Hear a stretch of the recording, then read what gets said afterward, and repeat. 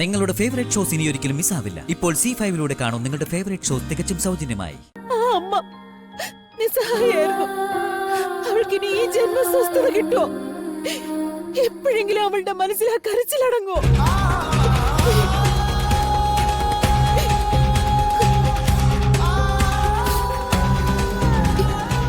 കരഞ്ഞു കരഞ്ഞ് ഞാൻ തളർന്നു പോയത് അതുകൊണ്ട്.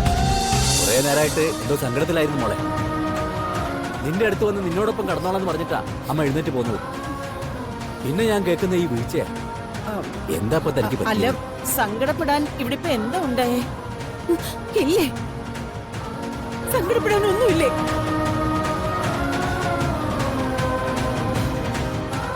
മനസ്സ് കത്ത് അമ്മ. അമ്മയ്ക്കത് പറഞ്ഞ മനസ്സിലാവില്ല. എന്താടോ അത്? ഞാൻ അറിയാതെ തന്റെ മനസ്സിലൊരു കാര്യം എന്താന്ന് പറ. പരിഹരിക്കാൻ പറ്റാത്ത എന്ത് കാര്യം അവിടെ ഉള്ളത്? അങ്ങ് എന്നോട് പൊറുക്കണം. ഇതിനെ ആരെ കൊണ്ടും പരിഹരിക്കാൻ പറ്റില്ല. ഇതിനൊരു ഉത്തരവുമില്ല. ഇവളെ കൊണ്ടുപോയി കടുത്ത് തല കറങ്ങി വീണിട്ട് എന്തോ പിച്ചും പേയും പറയാ. അല്ല, ദൈവം കൂട്ടിച്ചേർത്തത് മനുഷ്യരായിട്ട് പിരിച്ചു. അത് ദൈവനിഷേധമല്ലേ? അതിന്റെ ശാപം പറഞ്ഞു തീർക്കാൻ പറ്റും ആർക്കെങ്കിലും? ദൈവം കൂട്ടിച്ചേർത്തത് മനുഷ്യൻ പിരിച്ചത്? അതെന്താ? എന്ത് കാര്യ? ആരുടെ കാര്യത്താണ് ഉദ്ദേശിക്കുന്നത്?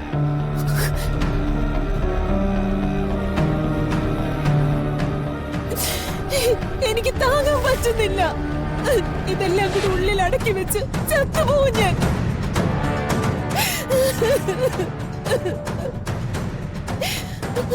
യശോദേ, കാര്യം എന്തായാലും എന്നോട് പറയൂ.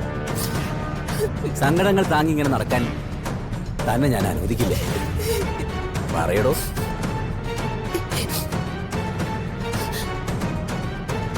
താൻ എഴുന്നേറ്റ് എഴുന്നേൽക്കടോ. വാ.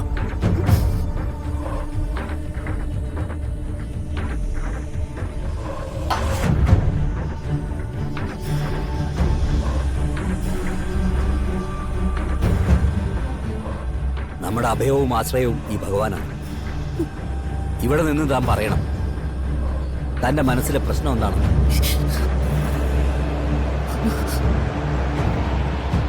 ആരുടെ കാര്യം തന്റെ മനസ്സിനെ ഇത്രയും വേദനിപ്പിക്കുന്നത്? എന്താണ് താൻ പറഞ്ഞ വിഷയം? പറയേ യശോദേ.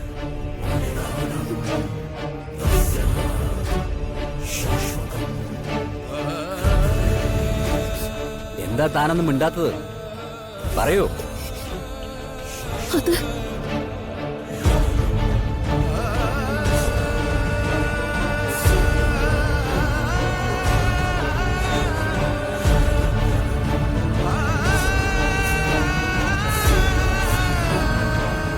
എന്താ അവർക്ക് പറ്റിയത്?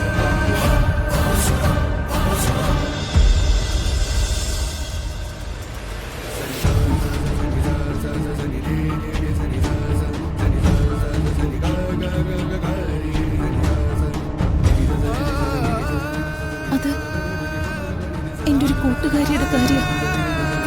നാട്ടിലുള്ള ഒരു കൂട്ടുകാരി കനക. അവളിന്ന് എന്നെ വിളിച്ചിരുന്നു. എന്തുപറ്റി? വിവാഹത്തിൽ എന്തോ കുഴപ്പം നടന്നു പറഞ്ഞത് അവിടെയാണോ? അതെ, ഒരിക്കലും പൊറുക്കാൻ പറ്റാത്തൊരു തെറ്റ് സംഭവിച്ചു. അവളുടെ മകളുടെ കല്യാണമായിരുന്നു. മുഹൂർത്ത സമയത്ത് ആ പെൺകുട്ടി വേറെ ആരുടെയോ കൂടെ പോയി.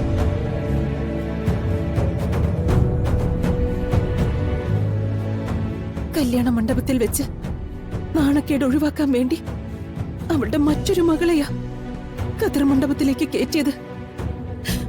അവളുടെ കഴുത്തിലെ താലി കെട്ടിയത്. അങ്ങനെയൊക്കെ പലയിടത്തും സംഭവിച്ചിട്ടുണ്ടല്ലോ. കുടുംബത്തിന്റെ ഗൗരവം നോക്കാതെ എത്രയോ കുട്ടികൾ അങ്ങനെയൊക്കെ പെരുമാറുന്നു. അങ്ങനെ ഒരു വിവാഹം നടക്കാനായിരിക്കും വിധി. അങ്ങനെയല്ല വിധി. വിവാഹം കഴിഞ്ഞ് കുറച്ച് കഴിഞ്ഞപ്പോ ഓടിപ്പോയ മകള് തിരിച്ചെത്തി.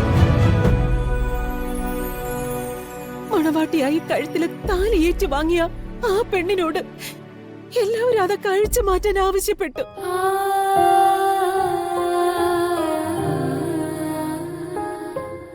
ആദ്യം നിശ്ചയിച്ച കുട്ടിയെ തന്നെ മണവാളനോടൊപ്പം അയക്കാൻ തീരുമാനിച്ചു. എന്തൊക്കെയാണോ താനീ പറയുന്നത്? അങ്ങനെ ഒരു കാര്യത്തിൽ നിർബന്ധിക്കാൻ ആർക്കാ പറ്റുക? മക്കളെ സ്നേഹിക്കുന്ന ഏതെങ്കിലും ഒരു അച്ഛനും അമ്മയ്ക്കും അതുപോലൊക്കെ ചെയ്യാൻ പറ്റും. ഇല്ല, പക്ഷെ സംഭവിച്ചു.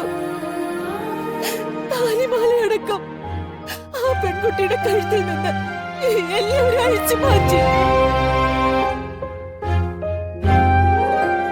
അവള് കാണുക ഓടിപ്പോയവളെ മണവാട്ടിയായിട്ട് അയാളുടെ കൂടെ അയച്ചു. ഈശ്വര, എന്തൊക്കെയായി കേൾക്കുന്നത്? എന്റെ കൂട്ടുകാരി ആ അമ്മ നിസ്സഹായായിരുന്നു. അവൾക്കിനി ഈ ജന്മസ്വസ്ഥത കിട്ടുമോ? എപ്പോഴെങ്കിലും അവളുടെ മനസ്സിൽ ആ കരച്ചിലടങ്ങോ?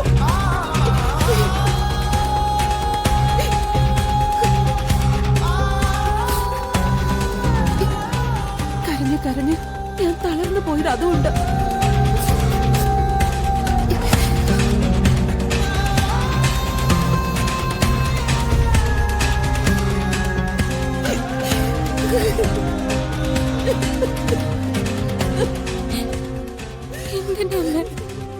എനിക്ക് പറ്റണില്ലടി.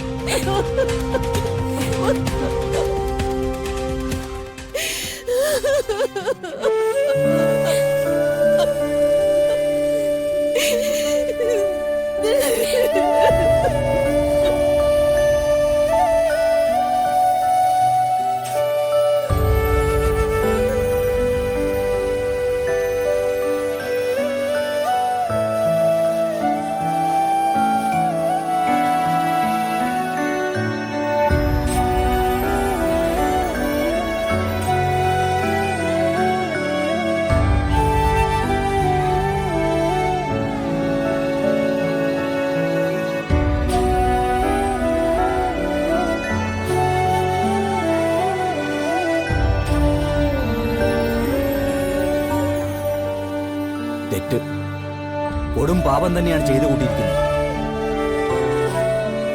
മംഗല്യഭാഗ്യം നിശ്ചയിക്കുന്നതും അത് നടപ്പിലാക്കുന്നതും ദൈവമാണ്. ആ തീരുമാനം അട്ടിമറിച്ചത് ആരായാലും അവർക്ക് മോക്ഷം ലഭിക്കില്ല.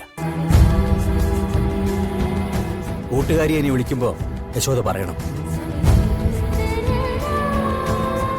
ഈ നിശബ്ദതയും കണ്ണീരുമല്ല അമ്മയുടെ ചുമതലയെന്ന്.